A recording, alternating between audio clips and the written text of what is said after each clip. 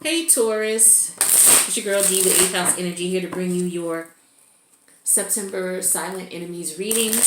This is a reading that is geared towards getting you to pay more attention to your intuition, especially when it comes to your friends, family member, those closest to you. Because sometimes they just don't have your best interests at heart. Doesn't necessarily mean they want bad for you, but it could just mean that, they want to be able to control who comes in and out of your life and what you do. So what we're going to do is we're going to pull out 3 cards here and we're going to take a look at the energies behind those cards. If it resonates, then you may, want to investigate the intuitive nudge that you're getting. If it doesn't resonate, don't worry about it. It's just not your reading, okay? A silent enemy could be a lover. It could be a family member. It could be a friend. It could be a coworker, a colleague, a neighbor, your barber, your kid's teacher. Anybody that you deal with on a regular basis that's always in your energy, meaning that you're always around them or you deal with them regularly, but you get this weird vibe when you're around them. And sometimes you brush it off because it's like, nah, that's not, they wouldn't do that to me. That's my family. Or no, they wouldn't do that to me. That's my friend of 25 years. Or, you know what I mean? People forget that we do, not only are we, do we have lovers as karmics, we also have family members and friends who are karmics as well. Your neighbor could be your karmic. You could have had this neighbor for about 10 years and it's just hell living next to them. They could be a karmic for you, okay? It doesn't just have to be a lover, There's a lot of people who have karmics in as far as their family members, okay? A mother could be a karmic. A child could be a karmic. It just depends on whatever you chose, whoever you chose to be a karmic when you decided to come back into, reincarnate into this life. So karmics are not just for lovers, okay? And so this is why it's important that you pay attention to your intuitive nudges, especially when people closest to you, because you want to make sure that they are not around to take advantage of you or to put you in a situation where they're going to benefit, even if it's a disadvantage to you. So let's talk about these cards because we got 3 major arcana here. Okay, so the first one is the Star card. This is Aquarius energy. So somebody could be coming towards you because they have faith and hope in you that you're gonna do what it is that they want, or they may know that you have faith and belief in a situation. I feel like immediately what I'm getting intuitively is that X is coming back to you. They have faith that you guys can work things out. That's what I'm getting intuitively. I'm also getting that there's somebody around you who, you could be very popular. You could be well known. A lot of people could know you. And I feel like you have people who are hating on that, especially if you're someone who's doing really well and a lot of people know you for what you do. All right. So, this is just typical hater shit for some of you. I feel like you're in a situation where you have hope and faith in your future, because the Star card is Aquarius energy. Aquarius energy to me is energy of someone who's a social butterfly, someone who thinks about everybody involved, someone who is a bit of a humanitarian, someone who has forward thinking. This is not somebody who dwells in the past about things. This is also a card about wishes coming true. So you want to be careful. If this is showing up as a silent enemy, somebody could be coming back to you who you may have had a falling out with, or they may have been an issue with this person. They're coming back now because they want to, say you said to them, look, all I've ever wanted was to be married to you. All I've ever wanted was for us to get married, and this person would never marry you for whatever reason.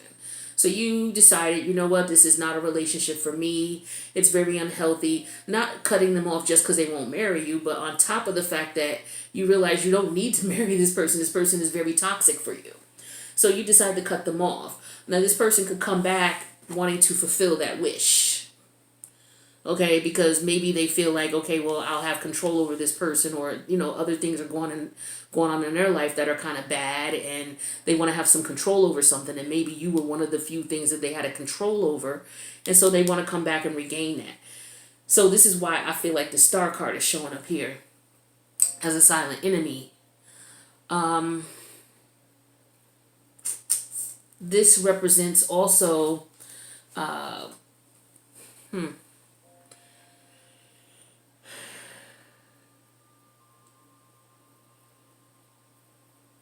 yeah, I feel like there's jealousy with this energy as well. But I'm really getting at more so with this second card here, the devil energy. This is something that's very toxic.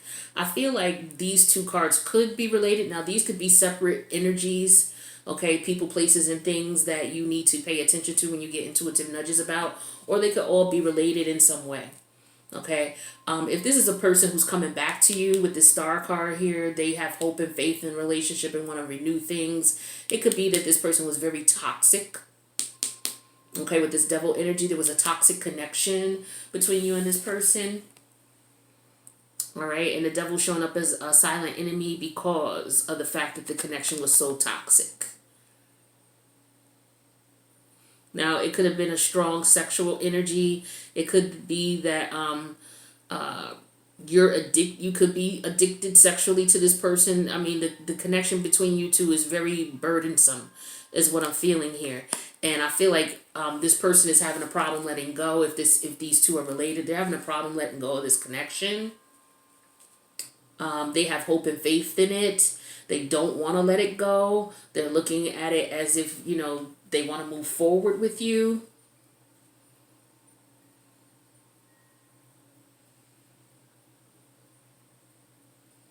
But with this devil energy here, I feel like you have to be careful of past behaviors, past attitudes, especially in reference to toxic connections, toxic communications, people around you, people that you're dealing with. It's somebody around you who's very toxic, okay? Because the silent enemy is based on people close to you. So this could be you have toxic friends. It could be a family member who's very toxic in reference to what they're telling you and how they tell you things.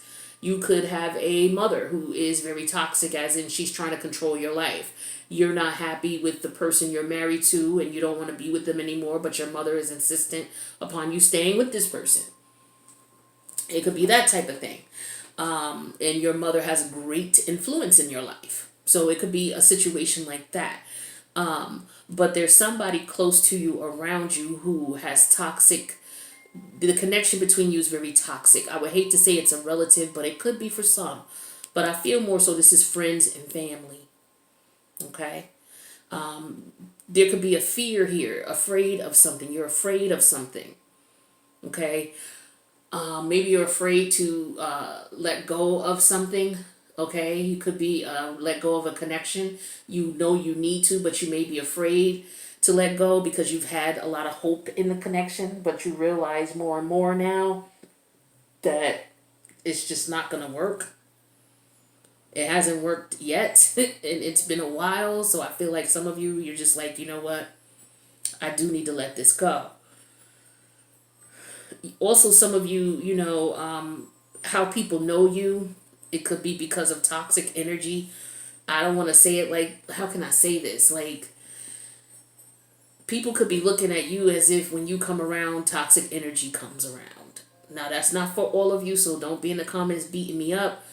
But I feel like for some of you, because of the way this card is showing up here, it takes two people for a toxic connection. If you look at this card here, there's always two people at the very bottom. When you look at a devil card, when there's usually two people in it attached to one another, it's not just one person attached to the devil, it's usually two. So you could be toxic to this person and you may be afraid to let go because the devil energy could represent fear as well. Okay? And it could be some addictions you may have that you might need to quell. Okay? That's what I'm getting here with this devil energy. Now, the next card we have is the Judgment card in reverse. Okay, so this is Pluto energy. So, Judgment in reverse is Pluto retrograde. So, something is coming back around. Something that you maybe didn't process properly or didn't deal with properly. Okay, something that may have been traumatic for you emotionally and you weren't able to process it. When Pluto goes in retrograde, what it usually does is it kicks that back out to you and brings it to the forefront so that you correct you process it correctly, meaning you let it go. So for example, it could be a situation where someone passed away and you were never really able to process the death of this person for whatever reason. It's just a very painful scenario for you. And you never really went through the 5 stages of grieving so that you could be at the part of acceptance, so that you can begin to get peace about it. Situations like that, emotions like that have been unresolved, unprocessed, are what Pluto in retrograde will bring back up, because that type of energy will hold you back from forward movement. So Pluto is there to pull that stuff out of the closet so that you clean out the closet. That way, you have nothing holding you back moving forward. And that's what I'm feeling here with this Judgment in reverse energy, is that there's something that you didn't process properly, whether it was the ending of a relationship of any sort, that you didn't process as far as your emotions. It could be something that goes back as far as childhood, something that may have happened to you, and it could be the result of what happened to you could subconsciously be the result of the situations that you're dealing with now, or the people that you are surrounding yourself with, and maybe you're coming to the understanding of that. For some of you, I feel like your life would be a lot better if you cut out some of the people you deal with. I feel like too many people have too much of an influence in your life. I mean, you can have associates and friends and things like that, but the concern is the amount of influence they have in your life. That's what the concern is. So, you could have 1,001 friends. Are they all going to be to the point where they're giving you their insight and you're taking their advice? Because other than that, you will be definitely in a toxic situation sooner than later.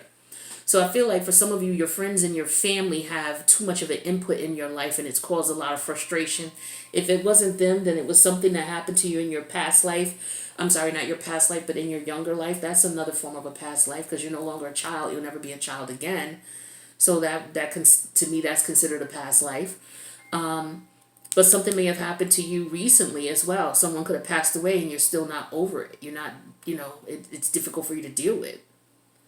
Because Judgment in reverse is Pluto energy. Pluto is all about destroying and rebuilding.